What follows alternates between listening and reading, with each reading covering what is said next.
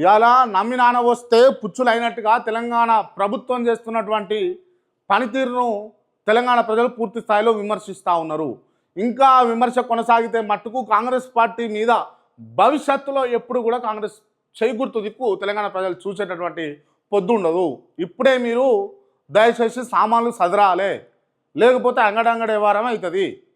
ఎందుకంటే రాష్ట్రంలో ఉన్నటువంటి పరిస్థితులు కనుక గమనిస్తే అటు నేను ఇందాక చెప్పినట్టుగా రైతుల పొలాలు ఎండిపోయి, లేకపోతే వాళ్ళు ఊహించిన విధంగా రైతులను ఆదుకుంటామని చెప్పినట్టుగా వాళ్ళు చేయలేకపోతున్నారు. కాబట్టి ఆ సంతృప్తి ఉందా రైతుల విషయంలో? ఇటు మహిళల విషయంలో చూసుకుంటే మహిళలకు సంబంధించి మీరు ఇస్తా అన్నటువంటి 2500 రూపాయలు అట్లీస్ట్ ఒక మంత్రి ముచ్చట పక్కన పెడితే మంత్రి మాట్లాడే దాని మీద ఓ ఎమ్మెల్యే మాట్లాడే 2500 రూపాయలు ఇస్తారా అయ్యారా చెప్పరే?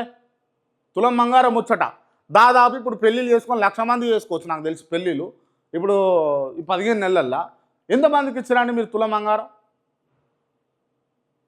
ఏదో బిచ్చ వేస్తున్నట్టు వేస్తుండే కేసీఆర్, నేను ఇస్తా అని చెప్పేసి ప్రగల్భాలు పలుకుతుంది కదా.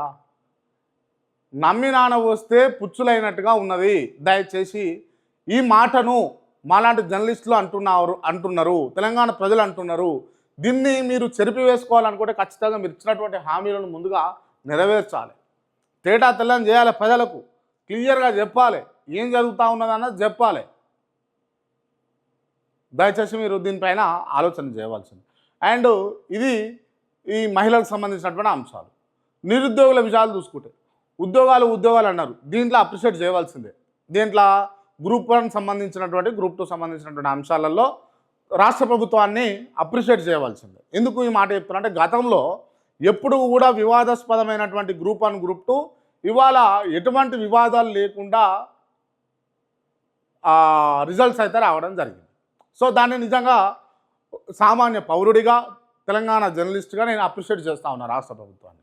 ఎందుకంటే మంచిని మంచి అంటాం, తప్పును తప్పే అంటాం కాబట్టి ఈ అంశాన్ని చెప్పాల్సి వస్తుంది. బట్ ఊహించిన విధంగా ఇలా మీరు ఉద్యోగాలు ఇవ్వలేకపోతా ఉన్నారు. గత ప్రభుత్వాన్ని అన్నారు కదా కేసీఆర్ ఇస్తాడు లక్ష ఉద్యోగాలు అన్నాడు, ఇంటికో ఉద్యోగం అన్నాడు. ఎస్, మీరు చేసి చూపియండి అంటున్నా. మీతో అది ఎందుకు సాధ్యమవుతలేదు అని అన్నది కూడా ప్రశ్న.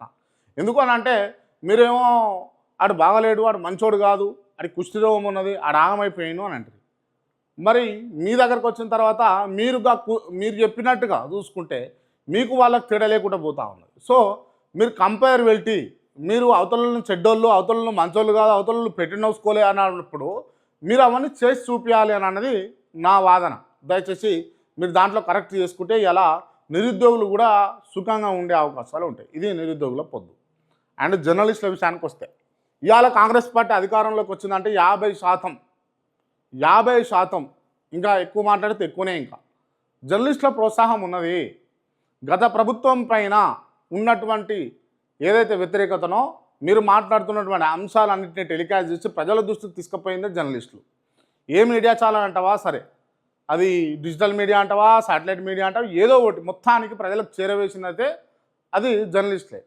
వాళ్ళపైన మీరు దాడులు చేస్తూ ఉన్నారు, వాళ్ళని ఇబ్బందులు పెడతా ఉన్నారు. వాళ్ళను మీరు ప్రశ్నిస్తే చాలు తీసుకొని పోయి జైలు వేయాలి. ఆ ట్యూబ్ అని మాట్లాడుతూ ఉన్నారు కదా, ఆ ట్యూబ్లే కదా మీకు సహకరించింది. ఏ ట్యూబ్లనైతే ఉద్దేశించి మాట్లాడుతారో ఆ ట్యూబ్లే మీకు సహకరించినాయి. అవిట్లను మేలు చేసిన వాళ్ళను మీరు మర్చిపోతే బాగుండదు. అంటే ఏ రకంగా ఉన్నది అంటే తెలంగాణలో సామెత ఉంటుంది, అన్నం పెట్టినోడికి సున్నం పెడతారు అన్నట్టుగా. సో ఆ విధంగా ఉన్నది. దీన్ని కూడా మార్చుకోవాల్సినటువంటి అవసరం అయితే ఉన్నది.